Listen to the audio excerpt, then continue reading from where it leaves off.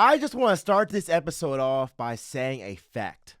Jalen Hurts has more playoff wins than Dak Prescott in 6 less seasons.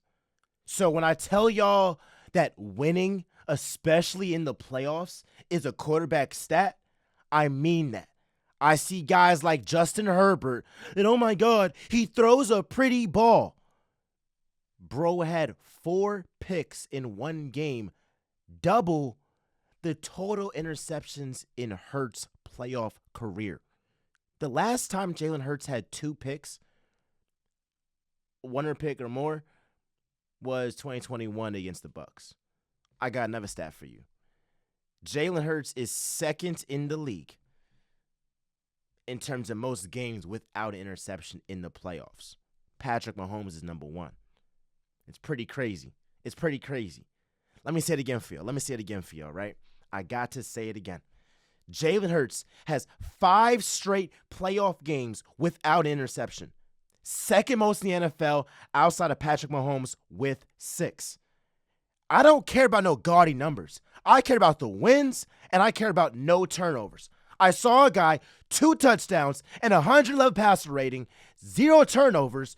Otherwise, I saw another guy in Jordan Love that had 3 picks. 3 picks. What the hell? And this is your savior? This is the guy that's the NFL's the new crowning star? Just because you beat the Cowboys doesn't mean that you're elite. It doesn't. But because y'all hate the Cowboys, now you want to overrate Jordan Love. I told y'all who he is. I done told y'all who Justin Herbert is.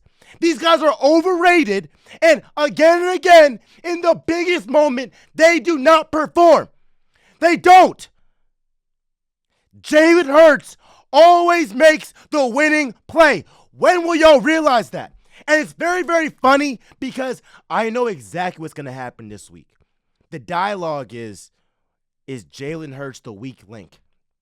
Well, if you watch the freaking Eagles games, you would know that the weakest link on this team, in this ultra talented team, is special teams. It's the kicker. That's the weak link. That's the only weak link. And I still believe in Jake Elliott. I believe that he will bounce back. But we have to be honest, he hasn't been as good as he's been in the past of his career, right? But we still got faith. We're still sending good vibes to him. But we have guys like Dan Orlovsky that tweet something out like this. And it's actually disgusting. The conversation around how Jalen Hurts played today over the next few days will be very interesting. Okay, did he say anything about Justin Herbert? No. He actually credited the Texans coaching staff. The coaching performance by the Houston Texans was tremendous. Pick a side, bro. Y'all don't really care about interceptions. You care about interceptions with the players that y'all don't like, with the teams that y'all don't like, bro. Because Justin Herbert and Jordan Love had 7 picks combined. 7 picks. And I hear nothing. And then Hurts has 2 touchdowns and over a 110 passer rating and 0 turnovers and wins the game by double digits. And the conversation is still going to be, is he doing enough for the Eagles to win? Let me say this. Keep doubting Jalen Hurts. I love it. We saw against the Steelers. Y'all was down the man, slandering him, said he couldn't throw. And then he goes out here and throws for 290. AJ has a touchdown. Smitty has a touchdown. And that passing offense is elite. So I'm trying to tell y'all, keep doubting him. It makes the Eagles better. We don't like being the favorites. We don't like being America's team or the team that y'all love to praise and all this stuff. Nah, bruh. So I look at that stuff, bro. I look at that and I say, yo. I see what y'all be trying to do. But over at Real Talk, we're not going to let y'all off the hook. So that's what I got to say about my man Jalen Hurts. My last thing here, all Jalen Hurts has to do is stay in that pocket. Really. because that offensive line is giving him time. Now, I'm not going to be out here and say that Hurts had his most perfect game, but he has the winning plays to win the game. But I believe that this offensive line is perhaps the best offensive line Jalen Hurts has played with in his career. And that's saying a lot given the fact that he's played with Jason Kelsey, first ballot Hall of Famer, as his center, right? So I look at this, bro, and I say Hurts can improve, but I believe against better competition, against more potent offenses, he will perform. I believe that. Now, let me talk about this defense. This defense was hunting. Nolan Smith was hunting. Zach Bond was hunting. Jalen Carter, Darius Slay, Reed Blankenship. Oh my gosh. Oh my gosh. These boys were really choosing violence today. And I loved it. I loved every bit of it. Zach Bond is the best linebacker in the NFL. And if you say anybody else, you simply haven't watched Eagles football. He's the best. Because if his name was Fred Warner, Roquan Smith, or any big name linebacker, y'all would have made him the Defensive Player of the Year unanimous. But because he was a special teams guy that's on a one-year deal and nobody thought he would do this, I don't think Zach Bond thought he could do this. I don't even think Harry Roseman saw this.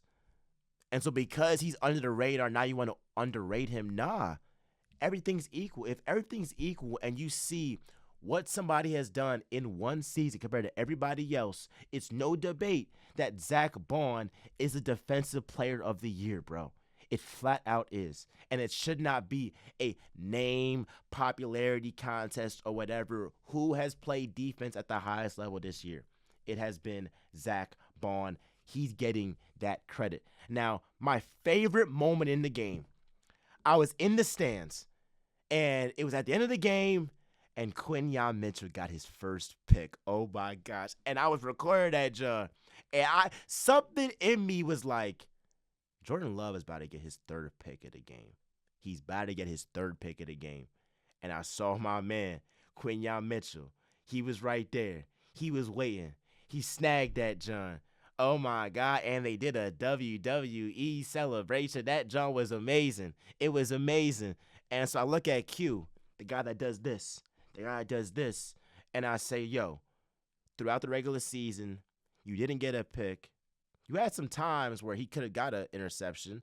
It's cool, though, because in the biggest game of your career, in the biggest moment of your career, there's going to be much bigger moments, much bigger games, especially this postseason. But up to this point in his career, he got a pick when it mattered most. That's what it's all about. And back to the defense and these cornerbacks, Darius Slay, oh my gosh. How lucky are we to have this guy? Because not only is he still a very good cornerback, but he's giving Cooper DeJean and Quinyon Mitchell all the sauce.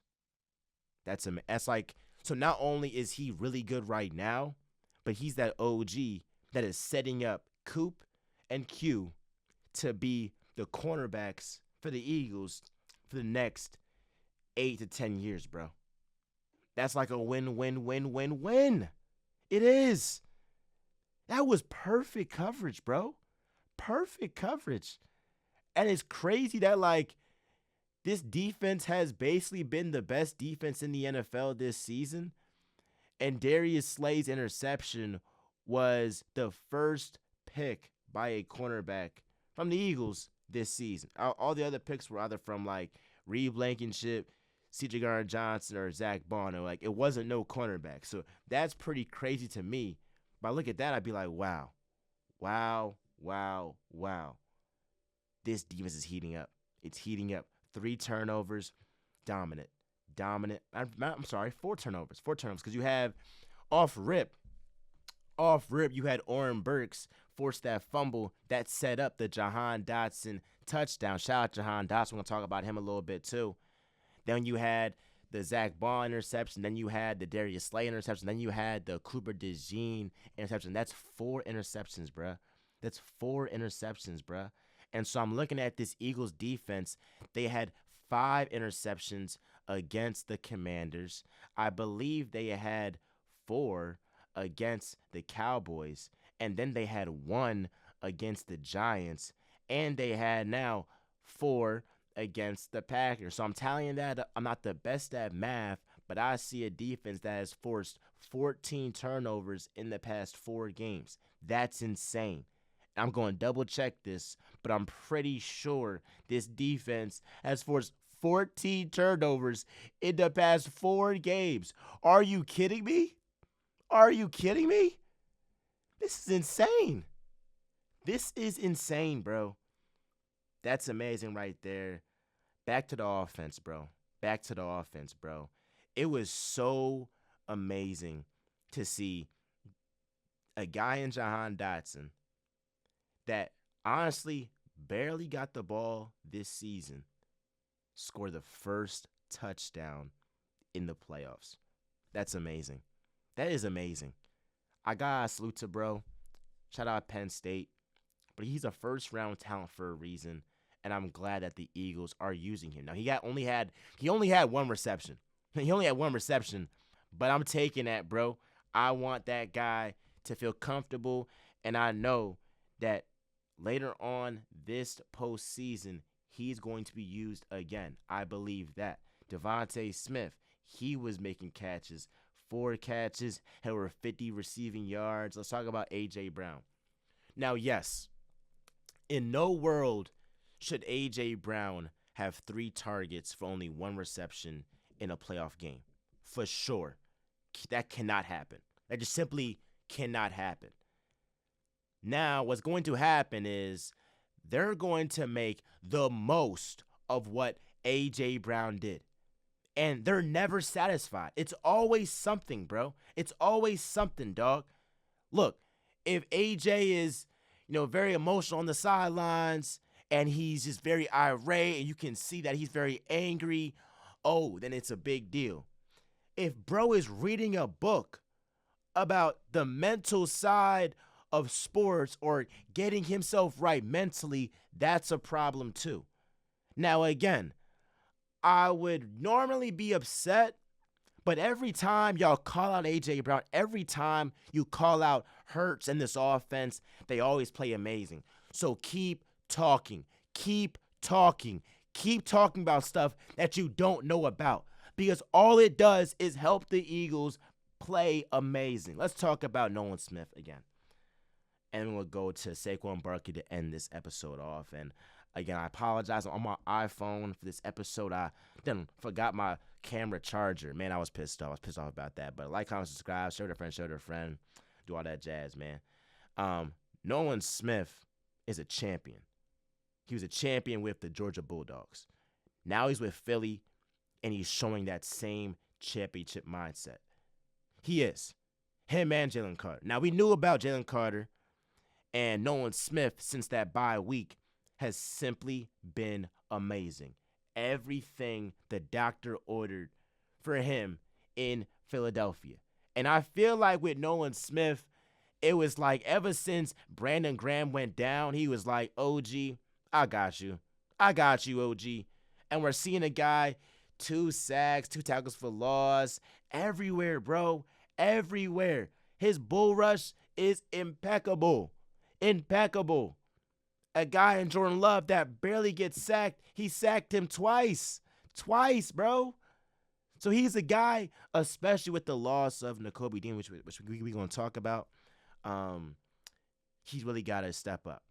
He's got to step up, set that edge, and he's done a really, really good job. I'm going to go back to offense real quick before I lastly end with Nakobe Dean. Saquon Barkley is a class act. A class act that is all about winning. He does not care about his stats. And that's the number one thing you want from an MVP candidate, bro. Because he saw a situation where, like, all right, he could get a touchdown. Now, honestly, Saquon Barkley should have got that touchdown. He should have. But it sent a message to his teammates to say, yo, all I care about is winning. I don't care about records. I don't care about stats. No matter if I want him to get a record or if you want him to get a record or if the whole media wants him to get a record or the public, it does not matter. He really means it. There's some players that say, I'm about winning and all this stuff, like Tyreek Hill, but really it's just about stats. Like Tyreek Hill's only mad because this is like the first time in several years that he hasn't broke 1,000 yards. Like, you don't care about winning. You care about your stats because he was losing with the Dolphins last year and the year before that, but you had 1,700 yards, so you were cool, right? So you got some players that, like, they say that they care about winning, but they really only care about their stats. Then you have Saquon Barkley, who actually only cares about winning, and stats come second. He could have and should have got that touchdown. But he was like, I don't want my defense to be out here playing another snap. That could be just too many other factors could go into that. Let's just go out here, get that first down, nail it, game over, on to the divisional round. That is a superstar, class act, and a future Hall of Famer, not only in Philly, but in the whole entire NFL. And he will be one of the best athletes Philadelphia sports has ever seen. Not just Eagles, Philadelphia sports, whether it's Sixers, Phillies, Flyers, Union, all of them. Saquon Barkley will be tier 1 guy on that list. Last thing, man, it sucks that Nakobe got injured, bro. He was having such a great year. And we saw a drop-off with him out the lineup. It was some missed tackles, all that stuff, bro. I believe him, bro. I said that he earned that spot over Devin White when it wasn't popular. And then we saw that he did earn that spot from Devin White. And what did we say? If you put a stud linebacker next to Nakobe Dean, you will see him flourish. And this season, he was mostly healthy. And he showed to be everything that the Eagles wanted in their middle linebacker, the guy that has that green dot. He's a leader, a vocal leader, and his teammates will say it. So it sucks, bro, but I believe that Oren Burks, Jeremiah Trier Jr., that they will go ahead and bounce back and, go ahead and play for bro, bro, because he's really a class act, bro. That's my guy, bro. That's my guy. So all that being said, bro, like, comment, subscribe, do all that jazz. And we're going to do another episode tomorrow where we just break down everything that's happening today. Last thing, I do want to say this. Dallas Goedert's stiff arm was impeccable. I was like, Carrington Valentine, you need a lifeline because Dallas Goedert sent you to the gulag, bruh. He sent you to the gulag. I'm like, Jace. I'm like, oh my gosh, that's your father. Like, Carrington Valentine, call that guy your father. Dada. I mean, he gave you life. He gave you life. That's your dada now.